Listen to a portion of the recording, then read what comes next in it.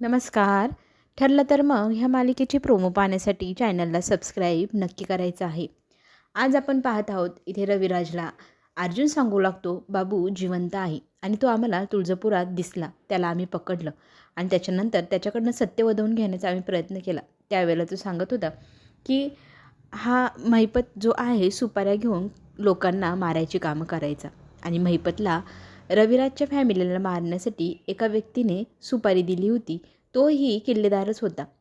आता तूच किल्लेदार आहे या घरात. तुझ्या व्यतिरिक्त कोण आहे किल्लेदार ज्याने तुलाच मारण्याची सुपारी दिली असावी? हे सगळं ऐकल्यानंतर सुमनला टेन्शन येतं, घाम फुटतो. त्याच वेळेला तिथे नागराजही येतो. नागराज घाबरलेला असतो. मग त्याला रविराज विचारू लागतो, महिपतचा आणि तुझा आजही काही कॉन्टॅक्ट आहे का? तुमच्या दोघांमध्ये काही संबंध असेल तर तू मला आत्ताच कबूल करून टाक. असं म्हटल्यानंतर तो लगेचच म्हणतो, नाही दादा, माझा आणि त्याचा काही संबंध नाही किंवा आम्ही एकमेकांच्या टचमध्येही नाही. माहीत नाही मला तो कुठे गेला आहे. रविराज खडसावून विचारतो, तुझ्याकडे आत्ताच एक संधी आहे. तुमच्यात काही संबंध असेल तर तू माझ्याजवळ कबूल कर, मीच तुला वाचवू शकतो. असं म्हणत त्याने आता नागराजकडनं सत्य वधवून घेण्याचा प्रयत्न केलेला आहे. आता सत्य नागराज सांगेल का? चला तर मग आपण पुन्हा भेटू. चॅनलला सबस्क्राईब नक्की करा.